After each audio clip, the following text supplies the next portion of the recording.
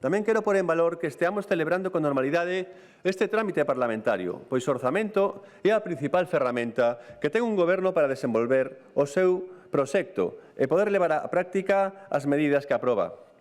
Por iso, non é o mesmo ter orzamentos que non os ter. Isto semella evidente, pero vista a realidade, compre lembralo.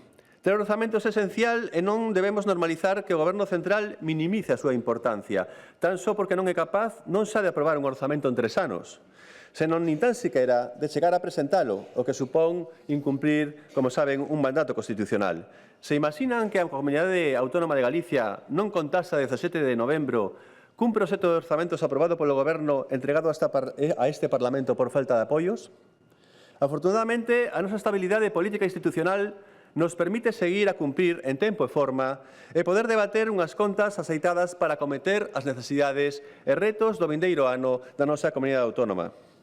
Señorías, en Galicia temos un goberno que presenta orzamentos, baixa os impostos e reduce débeda, como logo veremos.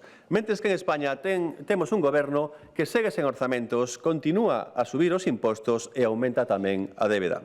Tamén traballamos nun continuo proceso de modernización da administración pública, pois queremos prestar cada vez mellor servicio cos empregados públicos, uns empregados públicos que queremos que estean motivados, ben formados e con mellores condicións de traballo, que dea resposta aos retos da administración do século XXI e ás necesidades da cidadanía.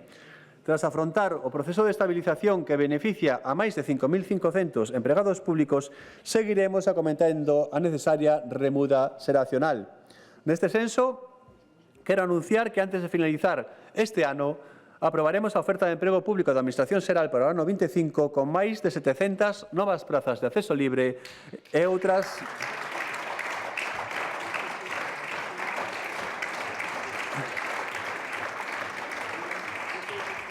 Dicía que aprobaremos a nova oferta de emprego público da Administración Xeral para o ano 25 con máis de 700 prazas de acceso libre ás que se engadirán outras 300 de promoción interna separada.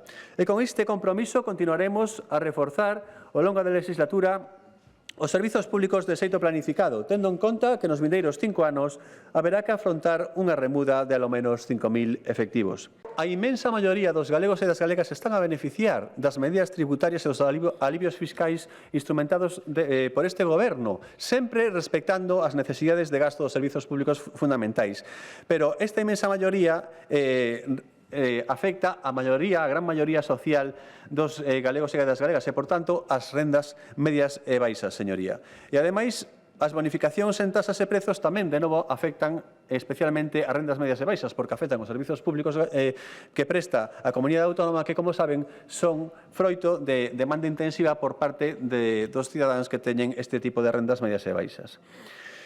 As bonificacións e tasas e prezos no mesmo período supoñen outros 1.515 millóns de euros de aforro para os cidadáns galegos, é dicir, dende o ano 20.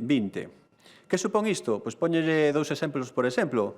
Escolas infantís. Os cidadáns galegos pagan 0 euros ao mes por inscribir en escolas infantís os seus cativos. Dos 200 euros de media que poden costar para unha familia por fillo. Por tanto, estamos beneficiando as familias por este comportamento. Ou residencias de terceira idade. Sabe cando costa de verdade? Pregunto se sabe porque ten todas as prazas da Deputación concertadas. Sabe canto costa de verdade unha praza de residencia pública á Comunidade Autónoma de Galicia? Ao mes. 4.078 euros por usuario, señoría. Pois deses 4.078 euros, o que pagan os galegos son 409 euros.